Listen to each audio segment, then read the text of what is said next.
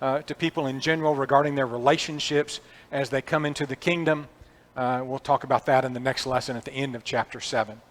So this morning, let's look into chapter 7, again, dealing first with marital relations, their sanctity, and the importance of each partner in a marriage surrendering themselves fully to the other. Again, the text starts here in verse 1, concerning the things of which you wrote to me. The things of which you wrote to me. So he had received some correspondence from them that we don't have, obviously. We don't know who exactly wrote it. It may have been written on behalf of the entire Corinthian church. That seems likely, by somebody or somebodies there. But they've written to him questions or concerns that they have. And so he addresses those, it seems like, throughout the remainder of the book. He'll start a section from now on by saying, now concerning. And so he starts this, now concerning the things of which you wrote, chapter 7 and verse 1. In verse 25, he says, now concerning virgins. In chapter 8 and verse 1, now concerning things sacrificed to idols. In chapter 12 and verse 1, now concerning spiritual gifts. And in chapter 16 and verse 1, now concerning the collection for the saints. Most scholars believe the way that language is used, and considering the way it's used there in chapter 7 and verse 1, probably each one of those phrases where it says now concerning, he's introducing something else that they wrote about. He's answering something else that they wrote about in that particular section, that they are saying, we need help with this, help us understand this, or whatever. So, again, back to chapter 7 and verse 1, concerning the things of which you wrote to me, it is good for a man not to touch a woman. Marriage is an honorable thing. It is most honorable. Back in Genesis 2, God created man for the woman. Or woman for the man, I should say. I got that backwards. God created the woman for the man. He said concerning the man, it is not good that man should be alone. You remember that? And therefore it is good, the opposite would be, that man would have a companion for life that God created for him, the woman. So in light of that, this statement of Paul's here might seem a little bit puzzling to us. What does he mean, it is good for a man not to touch a woman? Being that marriage is honorable. Hebrews chapter 13 and verse 4, marriage is honorable among all, the bed undefiled. So, marriage is a good thing. The relationship between a man and a woman in the marriage is a holy thing. It is a good thing. It's compared to the relationship between Christ and the church in Ephesians chapter 5 and verse 22, where wives are told to submit to their own husbands as to the Lord. The husband is the head of the wife, as Christ is the head of the church. He's the Savior of the body. And this metaphor or figure of speech where Christ and the church are likened to a husband and wife and the beauty of the marriage relationship, that's carried through in a number of passages in the New Testament. So it kind of does bring this question, what does he mean it is good for a man not to touch a woman? Now let's think first of all about the context. You just studied the last class period, the last part of 1 Corinthians 6. What was the issue in 1 Corinthians 6, that last half that Paul was dealing with? It's fornication or sexual immorality, right? So you have to remember, of course, these chapters and verses were added by men. And if you just read this, the flow of it would make a whole lot more sense connecting it to the previous discussion where the concern was sexual immorality. So in view of that, if you're thinking about sexual immorality, well, it's really good for a man not to touch a woman. So that's maybe part of what's included here. So the past discussion, when you get to this sort of hinge point right here, this makes a lot of sense in light of the past discussion. But it also makes a lot of sense going forward into the discussion in 1 Corinthians 7. This is why it's so good, so important, folks, to look at a phrase or a passage in its context. If we don't understand it in its context, we don't understand it. Now, it may have broader applications somewhere else, but you have to look at everything that surrounds it in its context. And I think that really helps us here with this particular phrase. Think about Paul's reasoning, and again, this is stuff we're going to get into as we go on in this context. But if you look at chapter 7 and verse 6, when he's talking about the man and the woman, the husband and wife, not having relations for a short time, that they might give themselves to prayer and fasting, he says that could be done, but he says, I say this as a concession and not as a commandment. So it sounds like in that text, just the next few verses, what he's going to really say is, in the marriage relationship, it is good for a man to touch a woman. It is something that, in fact, it's something that you don't want to not do, something that you don't want to, keep one another from doing. So in that relationship, he's pretty clear about that, isn't he? Still, that kind of leaves open this question, what other sense could it be said that it's good for a man not to touch a woman? Well, we get down to verse 26, and we're not going to get to studying this section until the next class period. But I just want to leap ahead a little bit and look at, for context's sake. He says, I suppose, therefore, that this is good because of the present distress, that it is good for a man to remain as he is. So there's some sort of present distress. Again, we'll study it more next class period. There's some sort of issue going on that might be temporary regarding, apparently was temporary, regarding the kinds of stresses and strains that were being placed on marriage, probably having to do with persecution, where somebody might come in and say, if you don't deny the Lord, I'm going to beat your husband up or kill your wife or whatever it might be, things like that that might be going on. Again, we'll discuss that more next time. Look at verses 32 and 33. He says, I want you to be without care. He who is unmarried cares for the things of the Lord, how he may please the Lord. He who is married cares about the things of the world, how he may please his wife. So there are really two things that Paul says that might account for him saying it might be good for a man not to touch a woman. The first is they're under a distress. He calls it a present distress, whatever the current issue was, probably some kind of persecution, that might make it easier to be a Christian if you weren't married. Okay, that's one. The other thing is, if you were married or are married, you might be more focused on the needs of your spouse rather than serving the Lord as you ought. Again, he's going to elaborate on that more fully, but I think those things together sort of explain this statement that is made. The other thing I'll say about that statement, and then we'll move on, take your comments and questions about it if you'd like. It's very likely that somebody or bodies in Corinth was saying this. Now, Paul does not put, in Greek there are not quotation marks. And sometimes it's difficult to tell if somebody's being quoted unless the text just says so-and-so said. Okay? But where he says, he says, concerning the things that you wrote to me, it is good for a man not to touch a woman. This may be something that they literally put in their letter. Some people are saying, quote, it is good for a man not to touch a woman. What do you say about that? Is that accurate? Is there some sense in which that's true?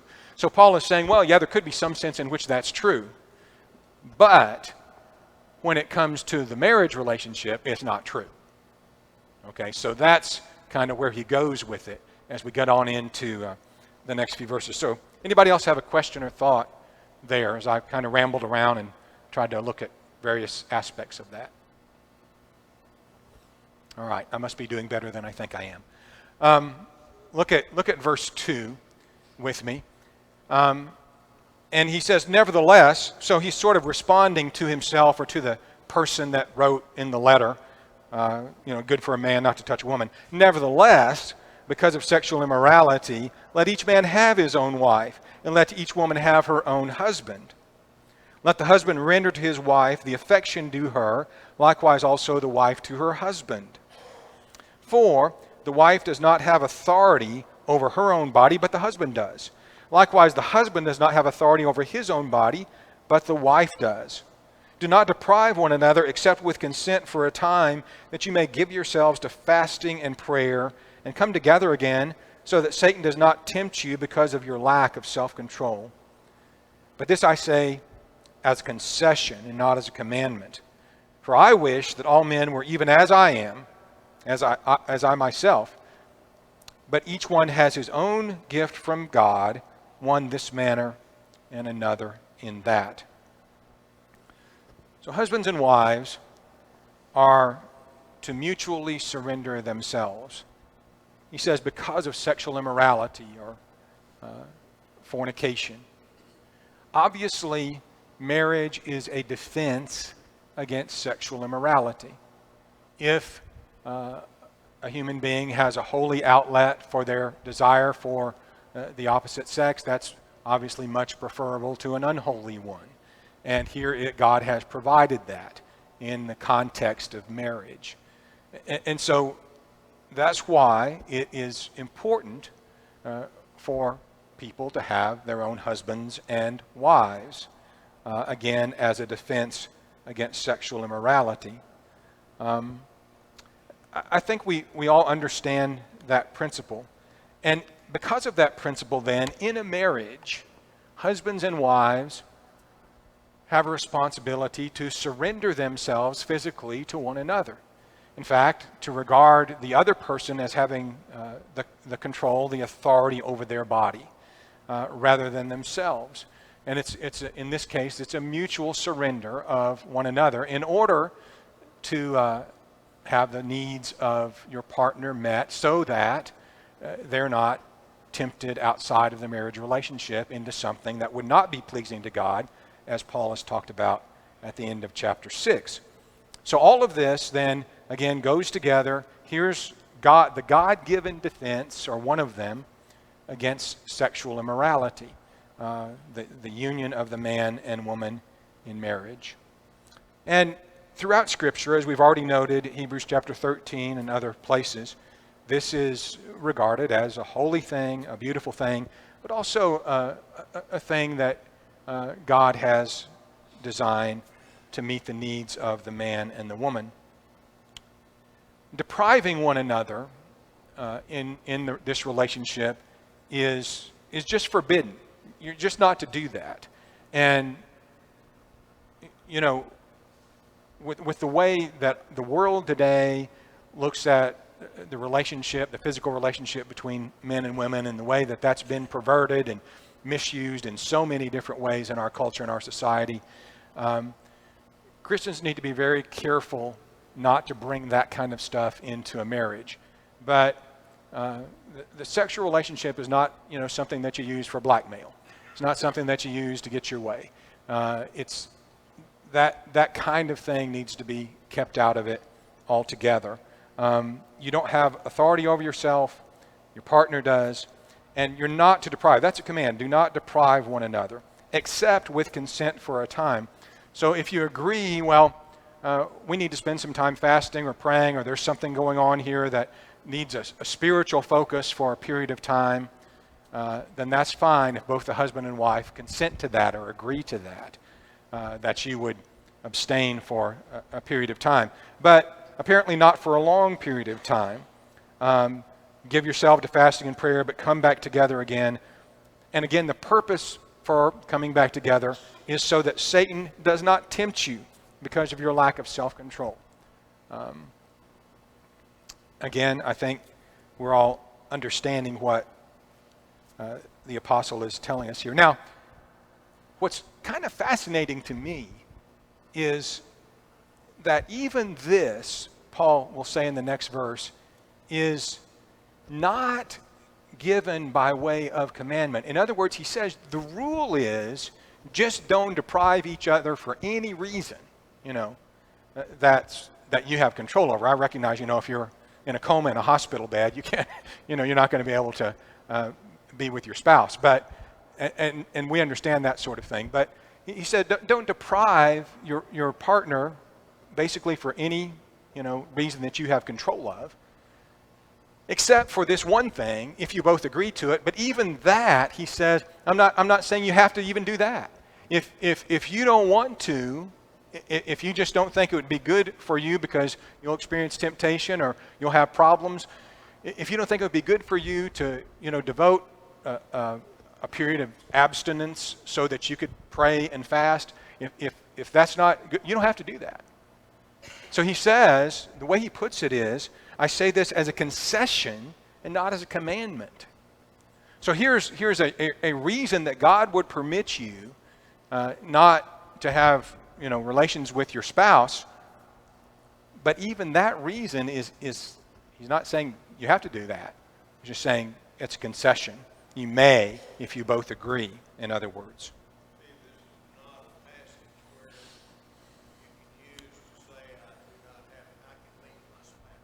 No, that's a great point, and we're going to see not only here, but especially if I get there. I hope I do. I need to hurry on.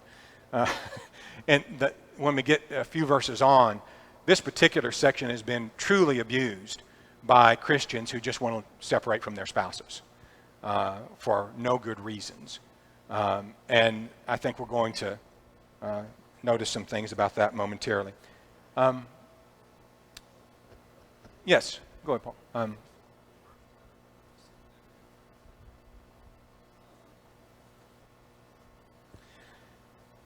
Yes, it is. It is misused, particularly by the Catholics. No, you're not. That's not the question you're asking. But so let me get back to your question. Mike's question is this a proof text for showing that monogamy is right and not polygamy? And the answer to that is yes, and I believe it's an appropriate one to use for that purpose. To get to the bottom line there, let each man have his own wife and each woman have her own husband. Singular. Not man have his own wives, plural. So, it's not a harem situation. It's not polygamy that's being described here. It's one-to-one. And I think very clearly that the spouses belong to one another exclusively. It's what's being described there. What I thought Mike was asking was about the Catholic belief that because of Paul's statement at the end of verse 1 that celibacy is better than marriage, and that's not what's being said there, as we've already kind of noted that. All right, good questions and good comments. Appreciate them. Paul wishes that all people had his gift to live celibate without excessive stress or temptation. He recognizes that all do not. Paul was a single man. He was able to do that, I think, without overmuch stress and temptation. There are some things that some people just aren't tempted with much. I can see that in my own life. I've never really been tempted to drink, for instance. Some people just can't hardly seem to look at alcohol without being tempted. I've never had any temptation whatsoever along that line. So there are some things that some people have trouble with that others don't. Well, Paul apparently didn't have trouble with sexual temptation, and he calls it a gift, and indeed it would be. But that's unusual, I think, among men, and he recognizes that all certainly do not have that. And so he certainly understands and is encouraging people to get married and to fulfill their marriage obligations for their spiritual good. In verse 8, then, he says, I say to the unmarried and to widows, it is good for them to remain even as I am. Now here again, that might raise a question in our minds. In 1 Timothy chapter 5 and verse 14, Paul says, I desire therefore that the younger widows do what? Marry. Okay? So how does this, how do we reconcile these two statements? Well, again, going back to the things we've already talked about, in the context of what he's writing to 1 Corinthians, there was a present distress, probably some kind of persecution that was going on.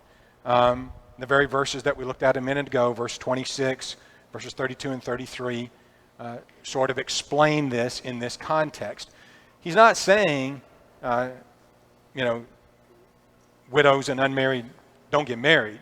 He's just saying it would be good if they could remain as I am, if they had the same gift that I have. I think that's implied from the previous verse, if they can do that without temptation. and then also considering the present distress and those kinds of things that we've already talked about.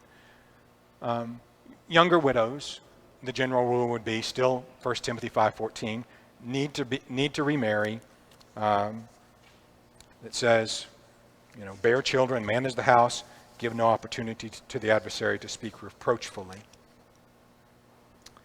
So then we have in verse 9, sort of Paul saying that if they cannot exercise self-control, let them marry. It is better to marry than to burn with passion. And of course, that would be more of a difficulty for a younger person than for an older person. And that goes very well along with what he says in 1 Timothy chapter 5. So that gets us into this instructions for the married section here, which can generate quite a bit of controversy and has over the years. And I need to hurry through it, but it's important that we cover this carefully. Let me just read starting in verse 10. Now to the married I command, yet not I but the Lord, a wife is not to depart from her husband. So what Paul is saying here is in essence the same thing Christ said when he was on the earth. That's what he's meaning to say. He's saying it, but Christ really already said this in the instructions that Jesus gave in Matthew chapter 5:32, in Matthew chapter 19 and verse 6, and Matthew chapter 19 and verse 9. Basically, remember in Matthew 19, the Pharisees come and ask, is it lawful for a man to divorce his wife for any reason? And the bottom line answer to that, what God has joined together, let not man separate. Divorce is not the will of God generally. In 19:9, he gives one reason that would allow for it. Okay, and that is having to do with sexual immorality. Your spouse has been unfaithful. So he says, again, to the married I command, yet not I but the Lord, a wife is not to depart from her husband. The word depart there would include divorce, but doesn't necessarily require it. It's a word that really literally means to separate. It's the same word that's found in Matthew 19 and verse 6. Let not man put asunder or separate. Okay? So same word in the original Greek is used here in 1 Corinthians 7 and verse 10. She's not to depart. You got that? If she does depart, she is to either remain unmarried or be reconciled to her husband. Now I'll just tell you, here's a place where a lot of brethren try to justify separation and say it's okay. I don't understand how people think, but I'm going to tell you what. Paul just said, don't depart. And he's not going to turn around in the next verse and say, oh, it's okay if you depart. Come on, we have to think more clearly than that. He just said, don't depart. If you do depart, I think what he's saying is, don't make matters worse. If you remarry and you don't have the right to do that, you're in adultery. So he says, either remain unmarried, or the preferable option would be what? Be reconciled to your husband. Go back to your husband. Now, there are other passages where this kind of language is used. And in those passages, talking about other things, but it's a situation where don't do this, but if you do this, don't make matters worse. That's not permitting them to go ahead and do it. You see the first thing? Let me show you what I mean. Everybody look at Galatians chapter 5 and verse 14. Galatians chapter 5 and verse 14.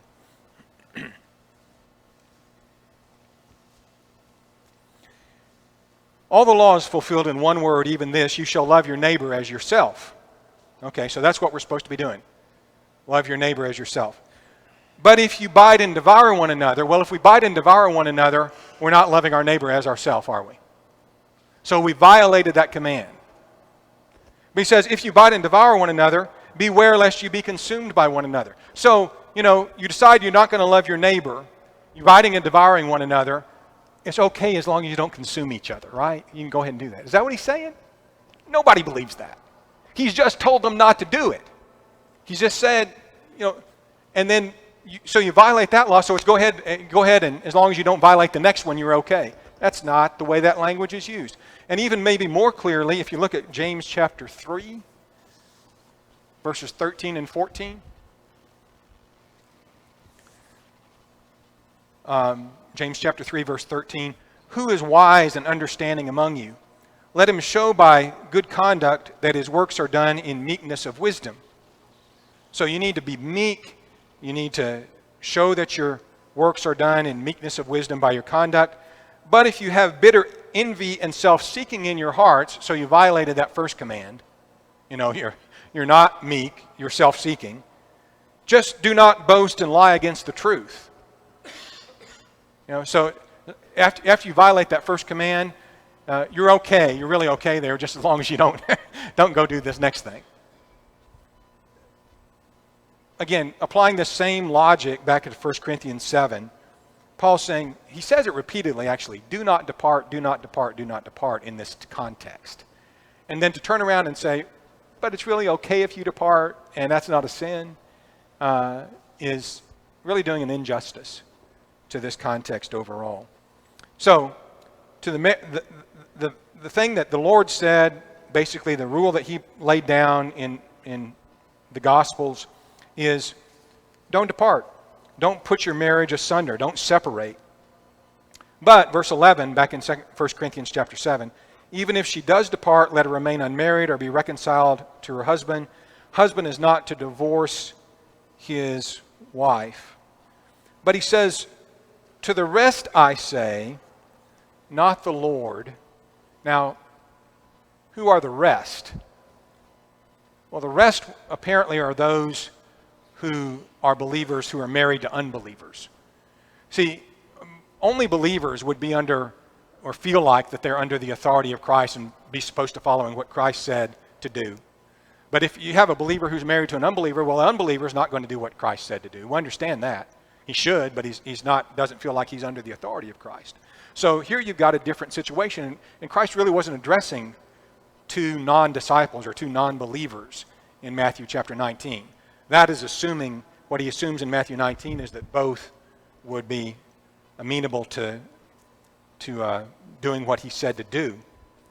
But as Christ commanded, one who is married is not to leave his or her spouse, but now Paul is addressing one who is married, a believer to an unbeliever. And what he says is, let's go and read this quickly. To the rest I, not the Lord, say, if any brother has a wife who does not believe, she is willing to live with him, let him not divorce her. And a woman who has a husband who does not believe, if he is willing to live with her, let her not divorce him. For the unbelieving the unbelieving husband is sanctified by the wife, and the unbelieving wife is sanctified by the husband. Otherwise your children would be unclean, but now they are holy. But if the unbeliever departs, let him depart. A brother or sister is not under bondage in such cases, but God has called us to peace. For how do you know, O wife, whether you will save your husband? Or how do you know, O husband, whether you will save your wife? So what we have in verses 12 through 14, Paul is basically saying that the believer is not to end the relationship if the unbeliever is willing to dwell together. So if you're a believer, you're married to an unbeliever, and the unbeliever is willing to live with you, you are not to separate from them, you're not to divorce them. All right, that's, I think, pretty clear from verses 12 through 14. In a marriage between a believer and an unbeliever, the thing is, both partners in a marriage are joined by God, what God has joined together, right? And so if it's, if there are people who are marriageable under God's law, and they've been joined together, that is holy matrimony. It's what we call it, and that's a good, not strict Bible word, but that's marriage is holy and honorable, and that is what that is. So, with respect to the marriage itself, the marriage is a holy marriage. Y'all following that? A lot of people look at this word holy here, and it gets confusing because he talks about the unbelieving husband is sanctified by the wife. The unbelieving wife is sanctified by the husband. Otherwise, your children would be unclean.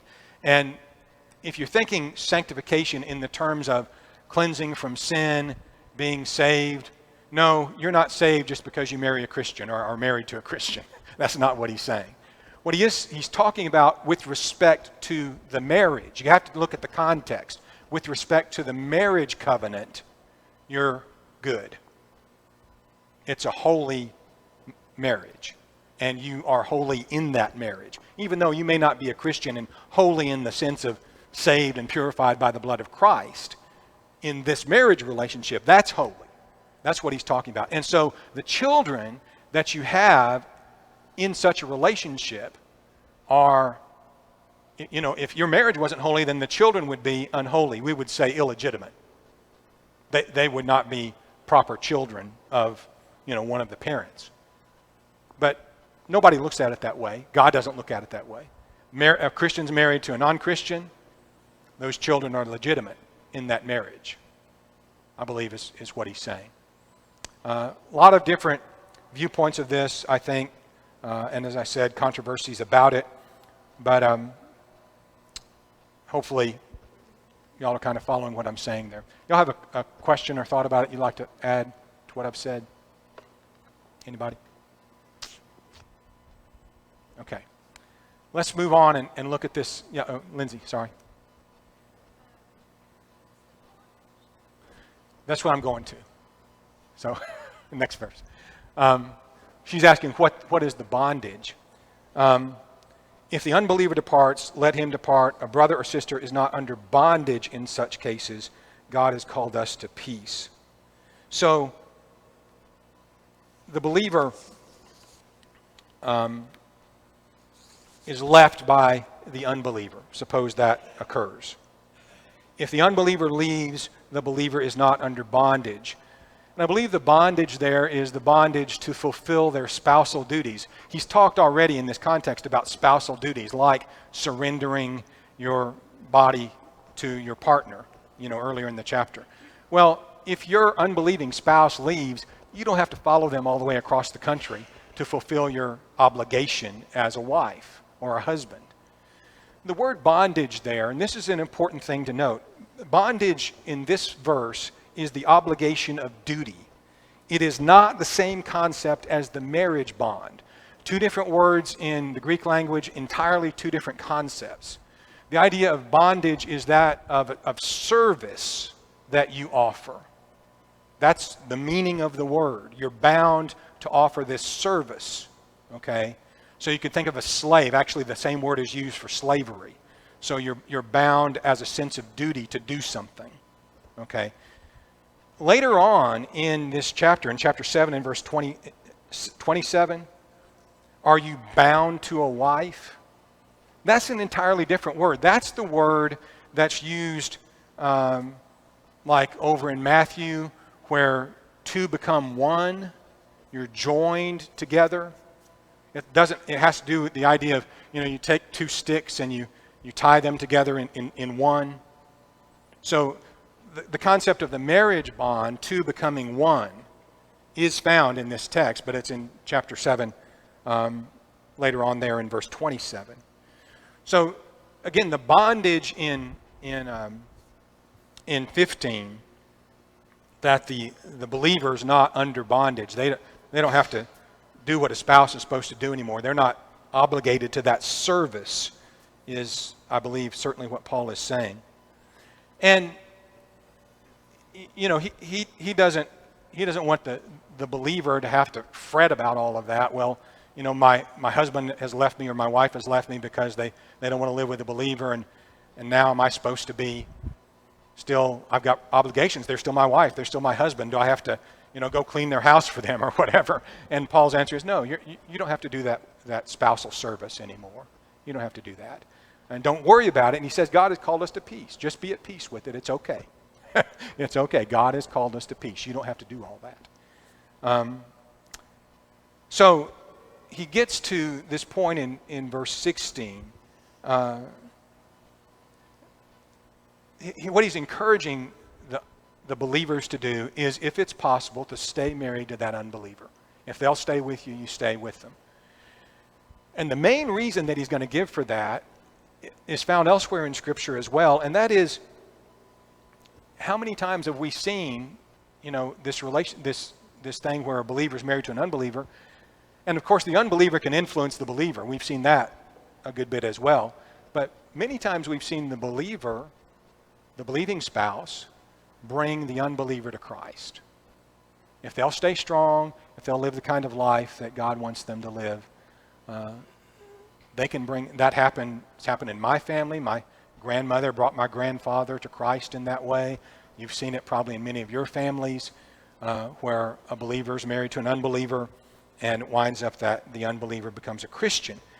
And so, you don't know if that's going to happen or not. So don't just give up on your marriage because you believe and your spouse doesn't. I've seen, usually it's a woman who's a Christian, and suffer all sorts of abuse from a husband who doesn't want her to go to church, who doesn't want her to be a Christian, and all of that. But she'll patiently endure it over the years and continue to live a chaste and godly life. And eventually that man comes around. I can think of 2 men in the last congregation that I worked with that's the case. Right now they're Christians because their wives were Christians, and we're patient with them over the years. And that's exactly what Peter describes there in 1 Peter 3, isn't it? 1 Peter chapter 3, verse 1. Likewise, wives, be submissive to your own husbands, that even if some do not obey the word, they without a word may be won by the conduct of their wives when they observe your chaste conduct accompanied by fear. So don't give up on your marriage if you're married to an unbeliever. Continue to serve the Lord with faithfulness and live a virtuous life before your spouse. And who knows whether you'll save them. God's not guaranteeing that you will, but you have that opportunity. Gary?